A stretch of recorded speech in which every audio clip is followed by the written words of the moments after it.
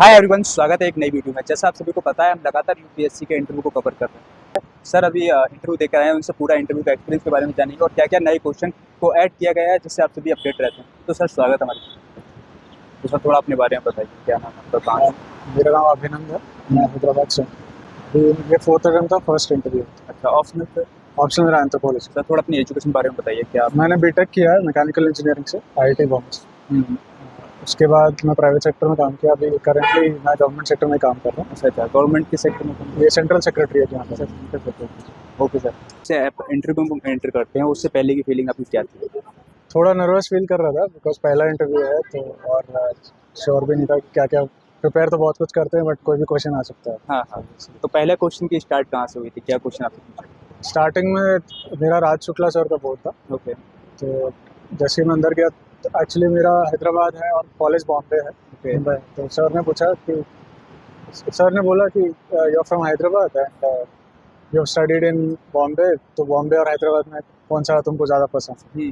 तो मैंने कुछ कुछ आंसर दिया। फिर उसके बाद वो सर IR के एक्सपर्ट, IR और डिफेंस एक्सपर्ट है, फिर IR के क्वेश्चंस पे चले गए। मेजॉरिटी इंटरव्यू थोड़ा IR बेस्ड ही था।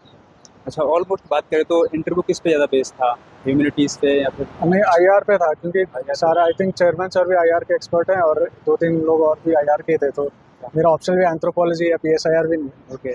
बट स्टिल IR के क्वेश्चन ज़्यादा। फिर भी चेंज कर दिया क्वेश्चन IR से ज़्यादा? क्वेश्चन ज़्यादातर आई थिंक 50% तो IR से क्वेश्चन थे। अच्छा, कुछ क्वेश्चन बताना चाहेंगे, क्या क्वेश्चन थे? जैसे कि स्टार्टिंग में सर ने चाइना के बारे में बोला कि चाइना डिसेप्शन पॉलिटिक्स खेल के अपने को डेवलप करने के लिए ट्राई करता है, तो क्या इंडिया को भी फॉलो करना चाहिए चाइना का मेथड या फिर इंडिया अपने मेथड से चले? और दूसरे लास्ट में फिर चेयरमैन सर ने क्वेश्चन पूछा था कि लीडिंग पावर और बैलेंसिंग पावर में क्या डिफरेंस है। Okay. और इंडिया कौन से स्टेट में है सपोज। सर बात करें कोई जो सिचुएशन बेस्ड क्वेश्चन आपसे लिया हो, किसी डिस्ट्रिक्ट के डिस्ट्रिक्ट SDM या DM आप हैं, सिचुएशन बेस्ड कोई क्वेश्चन आपको? सिचुएशन बेस्ड ये था कि मेरा मतलब बैकग्राउंड आंध्र प्रदेश से है। तो एक सर मेंबर, 3rd मेंबर थे, उन्होंने पूछा था कि जैसे आंध्रा का कोस्टल रीजन है, तो अगर एज ए DM आप वहाँ कोस्टल रीजन के डेवलपमेंट के लिए क्या मेजर्स लेंगे? ओके। और मतलब वहाँ के इंडस्ट्रीज डेवलप करने की क्या करें? अच्छा, अभी करंट मुद्दे काफ़ी चल रहे हैं इस समय, तो करंट से कोई लिया हो क्वेश्चन? करंट से बहुत रिसेंट करंट अफेयर से तो नहीं पूछा था। एक्चुअली मैं गवर्नमेंट में एजुकेशन मिनिस्ट्री में काम करता हूँ। तो उन्होंने ये पूछा था कि करंट जो एडटेक बबल बर्स्ट हुआ था, जो बाईजूस का इश्यू हुआ था, तो एडटेक बबल बर्स्ट क्या है और मतलब क्यों हुआ और इसके रिगार्डिंग पूछा। अच्छा, अभी आप सेंट्रल में जॉब कर रहे हैं, उससे आपकी जॉब से रिलेटेड कोई क्वेश्चन पूछा? जॉब से रिलेटेड ये एक ही क्वेश्चन था और वो भी पूरा रिलेटेड नहीं था, जॉब रिलेटेड वर्क एक्सपीरियंस नहीं था, बट वो गवर्नमेंट से मतलब प्राइवेट सेक्टर पे चले गए। अच्छा सर, आपके जब 4th अटैम्प्ट है, आप लास्ट के 3 अटैम्प्ट में ऐसी क्या मेजर गलतियाँ थी जो इस टाइम नहीं दोहराई और आप इंटरव्यू तक? इसलिए मैं मेंस दिया था लास्ट टाइम में, बट इंटरव्यू नहीं हुआ था। तो मेनली मेंस प्रिपरेशन में थोड़ी कमियाँ थी। जैसे ऑप्शनल मेरा अच्छे से हुआ नहीं था लास्ट टाइम। ओके। तो इस बार मैंने ऑप्शनल अच्छे से किया और GS और एसए भी बहुत, एसए मार्क्स में भी बहुत वेरिएशन आते हैं, तो एसए और ऑप्शनल में ज़्यादा कम। अच्छा सर, बात करें अब प्रीलिम्स की स्ट्रेटजी को आपकी लेकर, तो प्रीलिम्स की स्ट्रेटजी के क्या रिसोर्स आपने रखे स्टेप बाय स्टेप? प्रीलिम्स तो अभी एक्चुअली इस साल बहुत रैंडम हो गया। हाँ, बहुत रैंडम प्रीलिम्स आया था, तो कैसे उसको क्वालिफाई किया, क्या रिसोर्स आपने एक्चुअली कुछ रिसोर्सेज चेंज करने की ज़रूरत तो नहीं है क्योंकि मटेरियल तो वही होता है। तो आई थिंक बेटर ये है कि ज़्यादा PYQs करें, प्रीवियस ईयर क्वेश्चंस, और ज़्यादा पेपर्स मॉक सॉल्व करना है, क्योंकि अल्टीमेटली वहाँ जाके आई थिंक आधे क्वेश्चंस तो इंटेलिजेंट गेसेस करने पड़ते हैं। सो सोर्सेज सेम ही रखना है और 1 ईयर करंट अफेयर्स करना है सारा, और कोई भी सोर्स रख लीजिए, विजन या फिर साइट से करंट अफेयर के लिए क्या पढ़ें? न्यूज़पेपर एंड मंथली न्यूज़पेपर तो पढ़ना मैंडेटरी है, और PT 365 मैंने फॉलो किया था विजन का। और डेली करंट अफेयर्स या फिर आई थिंक ईयरली जो भी कंपाइलेशन मिल जाए कोई भी कर सकता है, बाईजूस या फिर। न्यूज़पेपर क्या है कि बहुत सारे एस्पिरेंट कंफ्यूज रहते हैं न्यूज़पेपर आके, जो शुरुआती प्रिपेयरिंग शुरू करते हैं शुरुआत में, तो कंफ्यूज रहते हैं कि हमारा सारा टाइम तो न्यूज़पेपर पढ़ने में चला जाता है, बाकी का कैसे मैनेज करें। तो न्यूज़पेपर का जो सही स्टेप होगा वो कैसे होगा पढ़ने? वही न्यूज़पेपर में ऐसे आप 1 घंटे से ज़्यादा न्यूज़पेपर को लगा रहे हैं तो आप टाइम वेस्ट कर रहे हैं। तो आपको मतलब बहुत स्ट्रैटेजिकली पढ़ना पड़ेगा। एक तो फ्रंट पेज पढ़ लो जल्दी से, फ्रंट पेज में जो इश्यूज आते हैं वो प्रोमिनेंट इश्यूज हैं, और मेनली हमको एडिटोरियल और जैसे इंडियन एक्सप्रेस में एक्सप्लेन का पेज होता है वो एक पढ़ना है। और फिर साथ ही साथ हिंदू नोट्स में कैसे निकालने हैं उसमें से? हिंदू में एडिटोरियल जैसे आप देखेंगे ना, एडिटोरियल्स कोई भी करंट इश्यू होगा 3-4 दिन बाद फिर वो इशू रिपीट हो जाता है। ओके। तो आप एक बार एडिटोरियल का नोट्स बना लीजिए, उसके बाद 2-3 बाद अगर कुछ एडिशंस आते हैं हाँ, उसी को नोट में इंक्लूड करना है। वैल्यू एडिशन हाँ, करते हर हैं। बार नया नोट बनाने की जरूरत नहीं ओके। है, आप बस वैल्यू एडिशन करते रहो। सर अभी आपने देखा होगा लास्ट ईयर वाला सीसेट कितना क्रिटिकल था, हाँ। तो सीसेट के लिए क्या रिसोर्सेज थे आपके और कैसे एकदम क्वालिफाई करें उसको? सीसैट का तो यार ऐसा सोल्यूशन है, मेरा आईआईटी बैकग्राउंड है तो हाँ, मुझे इतना इशू नहीं था, और सीजीएल भी था मेरा, ओके। तो मैथ्स का वो प्रॉब्लम नहीं था। बट आई थिंक अगर बैलेंस करेंगे, जैसे इंग्लिश तो हाफ होता ही है, कॉम्प्रिहेंशन इतना डिफिकल्ट नहीं होता है, बस लॉन्ग होगा तो आप अपना रीडिंग स्पीड इंप्रूव करके इंग्लिश में इंप्रूव कर सकते हैं, और मैथ्स में अगर पार्शियली भी आपने कर लिया तो इंग्लिश से कवर कर सकते हैं। जो ह्यूमैनिटी बैकग्राउंड के हैं उनके लिए सीसेट बहुत टफ हो जाता है। हाँ जी, तो वो इसीलिए मैं क्या बोल रहा हूँ कि इंग्लिश पे फोकस कीजिए। इंग्लिश वाला पार्ट जो कॉम्प्रिहेंशन वाला पार्ट है उसमें इंग्लिश इतना टफ नहीं आता है जितना सोचते हैं ना, तो एटलीस्ट हाफ आप इंग्लिश में अच्छे से कर लेंगे, और हाफ ही करना पड़ेगा फिर मैथ्स वाले ओके। पोर्शन। अब यही सर बात करें आपकी मेंस की स्ट्रेटजी को लेकर, तो मेंस की स्टेप बाय बताइए कि GS1 के लिए आपने क्या रिसोर्सेज रखे? आई थिंक रिसोर्सेज तो सबके स्टैंडर्ड है। हाँ, स्टैंडर्ड बुक तो सभी को पता है। अब स्टैंडर्ड बुक के अलावा आपने क्या उसमें वैल्यू एडिशन की, कितने सोर्स नोट बनाए और कैसे बनाए? आई थिंक एक बेसिक नोट्स तो सबका सेम होता है, उसके बाद फिर आपको वैल्यू एडिशन करना पड़ेगा उसमें।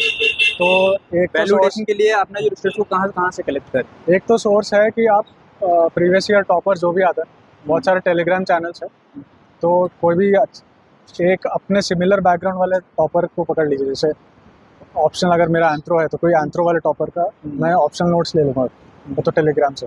तो अपना कोर नोट्स, बेसिक नोट्स अपना होना चाहिए, फिर वैल्यू एडिशन अपना कर लीजिए। और आई थिंक प्रेफरेबल मैं ऑनलाइन नोट्स को रखता हूँ, क्योंकि उसमें एडिशंस करना ईजी होता है। हार्ड कॉपी नोट्स में हम वापस इतना, या तो फिर लूज शीट्स में नोट्स बना सकते हैं ताकि आप एडिशन कर लें, और वही टॉपर नोट्स से वैल्यू एडिशन हो जाता है क्योंकि वो पिन पॉइंटेड नोट्स मिल जाता है फिर उनको। ओके सर, अब यहाँ पर बात करते हैं एसए की। सर एसए भी आजकल तुम देख रहे हो काफ़ी क्रिटिकल होता जा रहा है, तो एसए के लिए क्या रिसोर्स आपने रखे, जो कोटेशन थे, एग्जाम्पल थे, कहाँ से उनको कलेक्ट किया और ऐड किया? आई थिंक एसए का कोई ऐसे सिंगल स्ट्रैटेजी तो नहीं है, सबको अपना यूनिक स्ट्रैटेजी रखना चाहिए, और एसए में यूनिकनेस होगा तो अच्छे मार्क्स आते हैं। जैसे मैंने एक तो स्टार्टिंग में जब मैं प्रिपेयर कर रहा था तो अनुदीप दूरीशेट्टी का एक बुक है, वो रैंक 1 थे 2014, तो वो बुक में सारे टाइप्स ऑफ एसेस और स्ट्रैटेजीज कौन से फॉलो कर सकते हैं, तो सम 7-8 टाइप्स है कैसे हम अप्रोच कर सकते हैं इससे। तो उसमें से जो हमको बेस्ट सूट कर रहा है उसको फॉलो करके हम खुद डेवलप करेंगे तब। ठीक है। एस्पिरेंट कंफ्यूज रहते हैं ना, जो कोटेशन ऐड करनी होती है वो हम कहाँ से उठा सकते हैं, उसके लिए कि डेली न्यूज़पेपर पढ़ना जरूरी है या फिर मैगजीन? आई थिंक एसओ को इतना मतलब कॉम्प्लिकेट करने की ज़रूरत नहीं है कि कोड डालना ही पड़ेगा। अगर बन रहा है कोड तो डालो, नहीं तो ज़रूरत नहीं है कोड। सिंपलिस्टिक एसेस को ज़्यादा मार्क्स मिलते हैं, लेकिन मेन थिंग इज़ कि सारे इश्यूज कवर हो रहे हो एसए में, सारे डायमेंशन ज़्यादा कवर हो रहे हो, और हम प्रोस भी बता रहे हैं, कौन से बता रहे हैं, सारे इश्यूज अगर कॉम्प्रिहेंसिवली कवर कर रहे हैं तो कोड्स और इन सब की ज़रूरत है। ओके। एक बिगनर एस्पिरेंट है जो अपनी प्रिपरेशन को स्टार्ट कर रहा है, और वो स्टार्टिंग अपनी किससे करें, एनसीईआरटी से करें या डायरेक्ट स्टैंडर्ड बुक से? क्योंकि ये क्वेश्चन बहुत ज़्यादा रहता है, कंफ्यूज रहते हैं। आई थिंक इट डिपेंड्स कि आप कितना टाइम फ्रेम लेके चल रहे हैं प्रिपरेशन में। अगर आप 2 इयर्स का टाइम फ्रेम लेके चल रहे हैं, जैसे अभी अगर 25 का प्रिपेयर कर रहे हैं तो एनसीईआरटी से स्टार्ट कर सकते हैं, लेकिन अगर 1 ईयर में कंप्लीट करना है तो थोड़ा मतलब बेसिक रिसोर्सेज को स्किप करना पड़ेगा।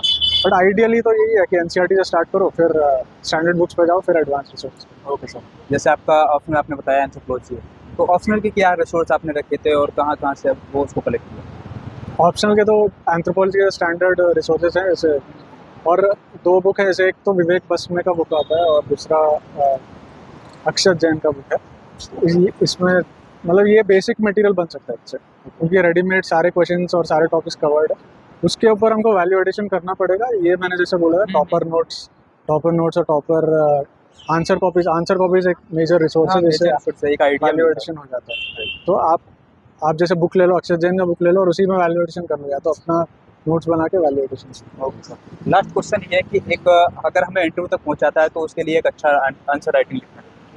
अब वो बेस्ट आंसर क्या हो सकता है, क्या उसके बॉडी हो सकती है, बॉडी लैंग्वेज क्या हो सकती आई थिंक पहले मतलब बिल्कुल इनिशियल फेज में आंसर राइटिंग पे फोकस नहीं करना चाहिए। है? पहले एटलीस्ट एक 50% कंटेंट और सिलेबस कंप्लीट हो जाए, उसके बाद हमको आंसर राइटिंग स्टार्ट करना चाहिए। आजकल मैं देख रहा हूँ लोग डे 1 से आंसर राइटिंग का Day one सोच रहे हैं, बट उससे कुछ होगा नहीं। तो 50% कंप्लीट करके आप आंसर राइटिंग धीरे धीरे स्टार्ट कर दे, खुद खुद अपना एक मॉडल बन जाता है। उसके बाद एक स्टैंडर्ड मॉडल है, जैसे इंट्रोडक्शन, बॉडी, कंक्लूजन। इंट्रोडक्शन और कंक्लूजन मैंडेटरी है, और बॉडी में हमको ये देखना है कि हम आंसर जो क्वेश्चन पूछा है उसके सारे डायमेंशंस कवर कर रहे हैं। मोस्ट ऑफ द टाइम्स ऐसा होता है कि 3 पार्ट्स है क्वेश्चन में और हम खाली फर्स्ट पार्ट आंसर करके छोड़ देते हैं, तो इसमें मार्क्स नहीं मिलते, तो सारे कवर करना। अब यहाँ पर क्या है कि बहुत सारे जो टॉपर्स बताते हैं कि उसमें चार्ट और मैपिंग का करना बहुत ज़रूरी है, लेकिन अब क्या देख रहे हैं इस समय मार्केट में क्या है कि जहाँ पर ज़रूरत भी नहीं है वहाँ पर भी मैपिंग कर रहे हैं, तो उसके लिए कैसे आई डिफाइन? थिंक भाई ये मिसकॉन्सेप्शन है कि बस चार्ट्स और ये डालना पड़ता है, बट इनसे ये ज़रूर हो जाता है कि टाइम सेव हो जाता है। ओके। तो पूरा पेपर कंप्लीट करना है तो हम सारा लिखते रहेंगे तो नहीं होता है। तो चार्ट्स और ये आई थिंक एटलीस्ट 5 क्वेश्चंस में हम कर देंगे तो आंसर सारे 20 के 20 अटेम्प्ट कर सकते हैं। तो ओवरडू नहीं करना चाहिए, जहाँ पे एसेंशियल है वही करना। Okay sir. अभी जो 2024 का प्रीलिम्स आ रहा है, तो उन एस्पिरेंट के लिए क्या आपका मैसेज रहेगा लास्ट, और क्या किन किन बातों को ज़्यादा ध्यान रखें? वही है कि अगर ऑलरेडी प्रिपेयर कर रहे हो तो अपना स्ट्रैटेजी ऐसे ड्रास्टिकली कुछ चेंज करने की ज़रूरत नहीं है। थोड़े बहुत जो मॉडिफिकेशंस नीडेड है, अगर ऑप्शनल में अगर बहुत ज़्यादा कमियां हैं तो ऑप्शनल चेंज करने का सोच सकते हैं, या फिर ऐसे ड्रास्टिक चेंज पे मत जाइए जस्ट बिकॉज एक पेपर बहुत ज़्यादा रैंडम आ गया तो बहुत ड्रास्टिक चेंज करने की ज़रूरत नहीं है। वही कंटिन्यू करो, और कंसिस्टेंसी सबसे इंपॉर्टेंट है इस एग्ज़ाम। डेली आप 8 to 10 आवर्स 12 आवर्स अगर कंसिस्टेंसी मेंटेन कर रहे हैं तो हो तो। Okay, thank you sir, all the best. आशा करते हैं कि आपका फाइनल लिस्ट में नाम हो। Thank you. तो आई होप गाइस ये आपको वीडियो काफ़ी वैल्यूएबल लगी होगी। अगर आपको वीडियो पसंद आई हो तो लाइक कर दीजिए और चैनल को सब्सक्राइब कर दीजिए। मिलते हैं नेक्स्ट वीडियो में। Thank you so much.